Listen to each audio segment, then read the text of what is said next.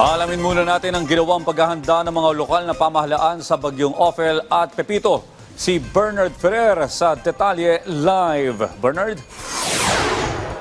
Audrey, puspusan ang ginagawang paghahanda ng iba't ibang probinsya at ahensya ng pamahalaan kaugnay ng bagyong Ophel at Pepito upang matiyak ang kaligtasan ng publiko.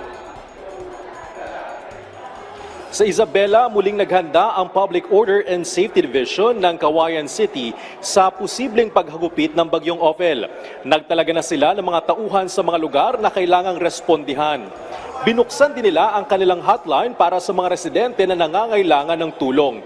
Sa Cagayan, pinalalahanan ng Municipal Disaster Risk Reduction and Management Office ng Santa Ana ang kanilang mga residente sakaling magpatupad ng biglaang paglikas dahil sa bagyong Ophel. Partikular dito ang mga nakatira sa flood at landslide-prone areas. Tiniyak ng Santa Ana MDRRMO na sapat ang kanilang evacuation centers, bagamat ilan dito ay natuklap ang bubong bunsod ng epekto ng nagdaang bagyo.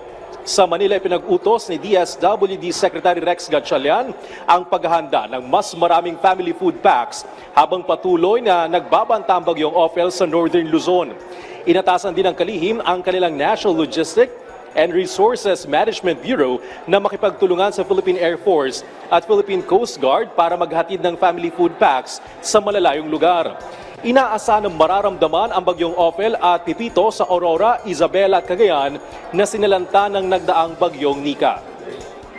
Audrey, pinagting ng pamahalaan ang pagbibigay ng impormasyon kaugnay ng bagyong Ophel at Pepito sa pamamagitan ng radyo, telebisyon at social media. Katuwang din nila ang iba pang ahensya ng pamahalaan, lalo na ang NDRMC at NTC para sa kanilang text alert. Balik sa iyo, Audrey. Maraming salamat, Bernard Ferrer.